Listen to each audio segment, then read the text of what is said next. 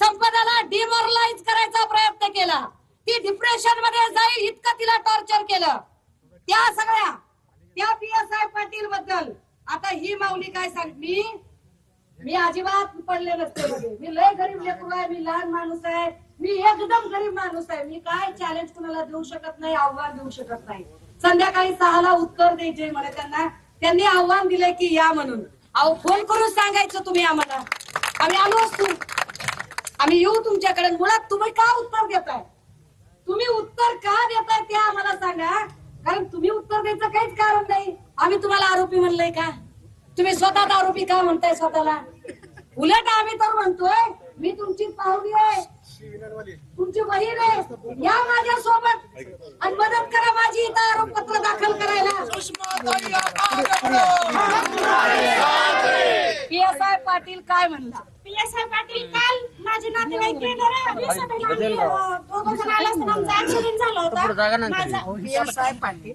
PSI Patil मला direct म्हणला की जून मध्ये तू खोटी FIR केलेली आहे आणि राजेंद्र फक्कड लंबाते मी त्यांच्यावर केलेले आहेत. कोण आहे राजेंद्र लंबाते? राजेंद्र फक्कड लंबाते हा BJPचा म्हणजे माजी खासदार रणजितसिंह नाईक निंबाळकर यांचा कार्यकर्ता आहे. तो 2014 म्हणजे माजी सरपंच झाला आणि तो आला, तो मला PSI पाटील म्हणतो की त्याचाच खरा आहे आणि त्याच्या आधी मी FIR काढून घेणार. मी काल 9 वाजता इथे आले होते. चला ताई, LCBचे लोक LIBचे लोक जर असतील, दादावर टिप्पण काढा रे, एकेकाचं टिप्पण काढा.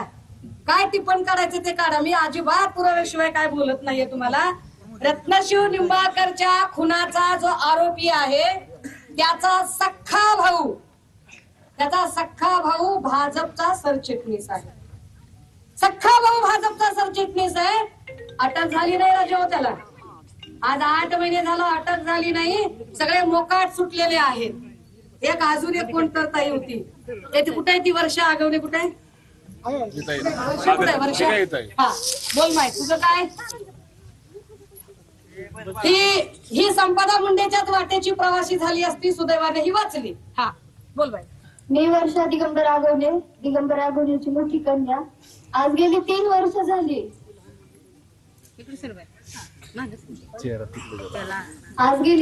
झाली, आम्ही बेघर आहोत. 9 ऑगस्ट 2022 ला वडिलांना अटक झाल्यापासून आतापर्यंत आम्ही न्याय भेटेल याच्या अपेक्षेने सगळीकडे फिरतो आहोत. आम्ही महिला आयोगाकडे तक्रार नोंदवली, पोलीस स्टेशनला तक्रार नोंदवली, पण कोणीच आमची दखल घेतली नाही.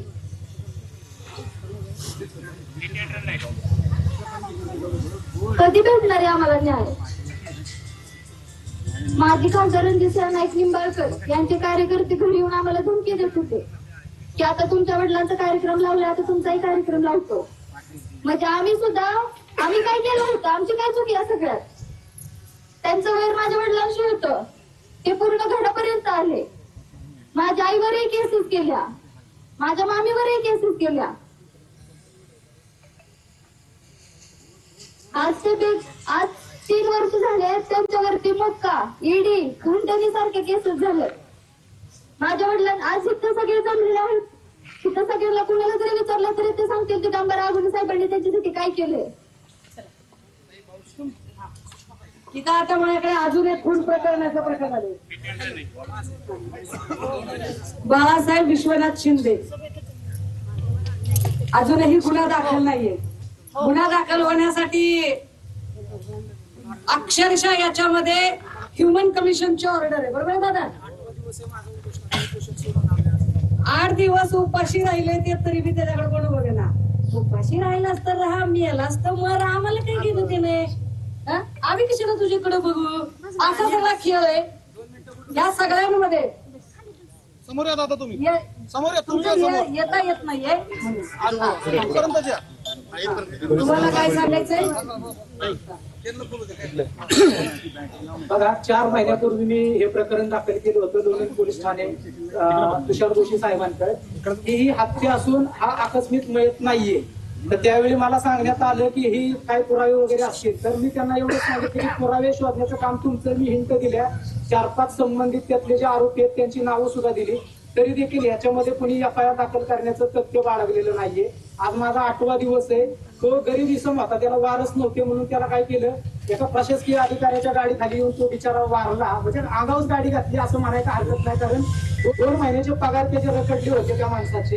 तर त्या संबंधित अधिकाऱ्यानं त्याची गाडी अंगावरती घालून हत्या केली. त्या बिचाऱ्याला गटराच्या नळीपाशी नेऊन टाकलं आणि सांगण्यात आलं की झोपेत हार्ट अटॅकने याचा मृत्यू झालाय म्हणून.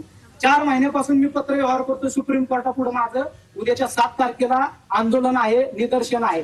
माझी एवढीच विनंती ताईंच्या माध्यमातून आणि प्रसार माध्यमातून, या संबंधित बाळू विश्वनाथ शिंदेला न्याय मिळणार कधी, संबंधित प्रशासनानं मला सांगावं. धन्यवाद.